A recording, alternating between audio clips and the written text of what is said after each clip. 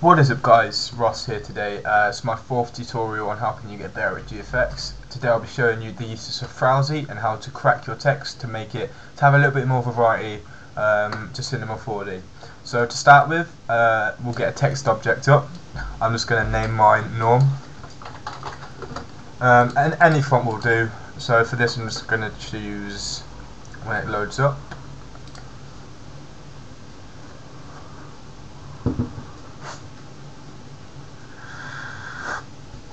So for this, so you can see I'll use code because it's quite a large text. Right. Once you have your text object, make it a bit more thick so you can see what's actually going on. So I'm going to put mine to 75, so that's got more depth on it. Make sure you've got your text object highlighted. Then come to the toolbar at the top. Go to plugins, then to plugins again. So make sure you click and hold. And then go to Frowsy 1.22/12. Now if you don't have Frowsy, then just search on YouTube for tutorials on how to get it. Once you've downloaded it, you just come to here and it should be installed on your computer or laptop. So once you've done that, click on Frowsy and you'll get this little window pop up. You don't want to choose anything else, so you just want to click on pieces and change that to around about 8. You don't want it too much, and then once you finish that, so you don't want it too much between, don't want it too high so it won't look that well. So don't change anything else, and then hit break now. Now as you can see, it's breaking all the each individual letter into pieces, and once it's done, it will change the original mo text up here into 4 layers. So once you've done that, you want to click off it so it's not selected, and then straight away go to the cube, click and hold, and then go to Platonic. Now once you have one of these, you want to resize it so it's in there, fits the whole of the text. Change windows so you're facing the top, and make sure it's about 2/3 of the way in. Copy and paste this 3 times so you've got one at each end, and you can make them line up as well, so it looks pretty neat.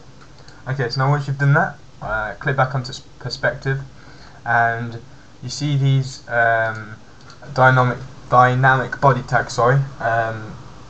Press Control and hold it, and click and drag each one of them onto the Platonics, so it gives it that cracking effect. And so you don't get these shapes in the render, double click the bottom circle.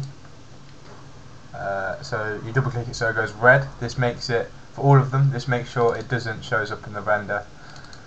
So yeah, now once you finish that, you want to go down to the timeline and go along to about 1 frame, and straight away you can see it's completely broken up.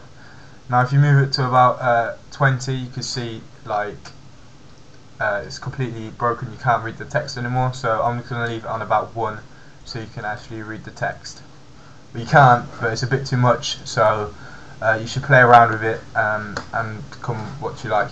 So if I render that out quickly, then you should just see like there is no Platonics in the background, and the text is nicely cracked. In this case it is a little bit too much cracked, but you can always mess around with Frowsy settings to suit your liking. Now once that's done, we want to add a little bit of vibrance and colour to it. So on the first, once you've broken it, you'll get 8 mats down here. On the first one, you want to double click it, go onto colour. Now this is the inside. This is the inside colour. So once it's been broken, it's what's in the inside. So I'm going to have a nice chrome red. So I'm going to put the colour straight up to red.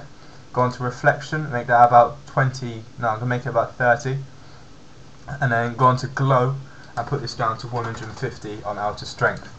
And as you can see straight away, all the inside parts have changed to a nice chrome red. Now to make the outside bit a bit more colour instead of just a plain grey/white, then we're going to make it, double click on the second one next to the chrome red, and go on to colour, click the colour tab, and then have a darkish grey. It's not too dark so you won't be able to see it in the render, but quite dark. So Now once you render this, it should render in the colours that you've picked. Obviously you can change the colours to suit your liking again, but I've just chosen red and a dark grey as they go quite nice together. So once it's finished rendering, the glow should kick in and it looks a lot more professional than no glow. So let's just finish rendering. Yeah, so there you go, the glow's kicked in and it looks a lot more professional as it's not too harsh, the glow. It gives a nice effect off. If you can still read that, it does say norm, but you can always alter the fuzzy settings. So yeah, thanks a lot guys. I'll be bringing an update out soon because I've got a really big project I'm working on. So yeah, thanks a lot guys. This has been Ross. Cheers.